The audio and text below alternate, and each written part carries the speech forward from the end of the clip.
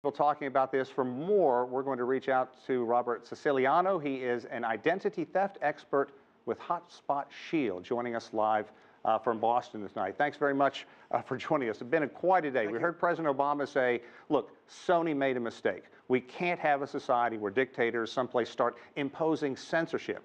A lot of people say Sony caved, and now the second guessing started instantly. But let's take a closer look at this hacking. Has the world underestimated North Korea or the DPRK? So I honestly believe that the jury really is still out in regards to whether or not they actually did this. Just because the FBI says it's so, it doesn't necessarily mean that's the truth. It's very difficult ever to determine who the actual hackers are with any of the major breaches that we've seen over the past decade. Think Target, think Home Depot. It's very difficult to determine who these hackers are, and to determine beyond a shadow of a doubt is, again, not something that's easily done.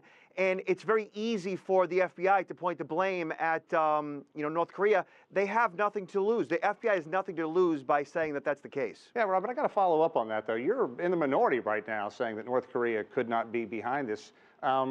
Do you think the FBI would have some other reason to do this, or is it just that difficult to pin it down? It is that difficult to pin it down. And while they do have what they say is some evidence in regards to IP addresses and so forth, bad guys, criminals, they use proxy servers, and proxy servers essentially are servers that can be used all around the world. They can reroute the communications. They can make it look like it came from anywhere. That's the nature of technology that we're using today. And when criminals mask their positions, they're doing just that. They're using a half a dozen or more servers that make it difficult to pinpoint who did it. And they can leave all kinds of breadcrumbs behind that make it look like it was, in fact, a foreign nation. Okay, we're going to move on. Now, Obama said that the U.S. will act appropriately. What do you think he means by that? More bills in Congress, more congressional back and forth between lawmakers here, or will there be some real teeth to the U.S. response? Well, the options that the U.S. have right now in regards to this are not, and none of them are good ones. To take action, would mean, harming a nation state because of a hack.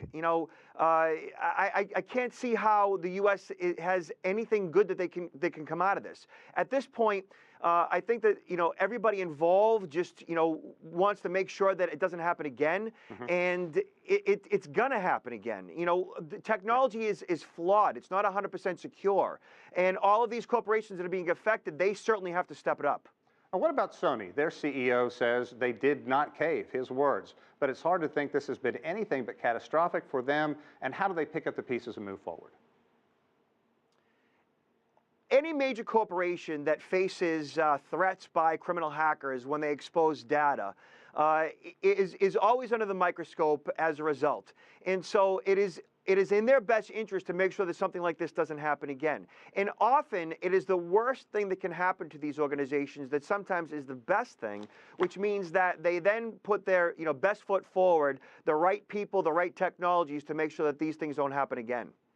This happened to Sony, but right now I can imagine every other Hollywood, film, media company is going crazy. They're thinking, how can we ramp up our security? What kinds of things do you think they're going through, and what would you recommend? So there are a number of excellent technology firms out there that have multiple layers of hardware and software and the right information security professionals to implement it. And when you are a major corporation such as the ones that have been breached over the past few years, there are just so many points of entry. Often it's hacking the humans that are the biggest vulnerabilities. It's emails that are received where links are clicked and viruses are launched. That is the biggest problem. So really it's educating the employees as to what they can and can't do, and better detection as to how these breaches are occurring on the inside. Okay, the FBI says it was a DPRK. You have your doubts, but regardless, the word came out late today in a message: keep this movie from being distributed ever. Keep it from being pirated. That's going to be virtually impossible. This has to be the movie everybody wants to get a look at now, just to see how explosive, for lack of a better term, it could be to watch it. How can they keep something like that from getting on the market? And do you think this could actually be some kind of tool that whoever is doing this hacking moves forward with and really does lash out again. Yeah, it is very difficult to keep anything digital from being exposed. You know, when it's digital, it's repeatable, which means it can be copied and pasted, and it's forever. Chances are, there'll be a day when we'll see this film, and more than likely it'll be, interesting to say the least. And perhaps the most publicity that these two, Seth Rogen and Franco, will ever get for one of their films. Robert Siciliano, thanks very much for joining us here. We appreciate it.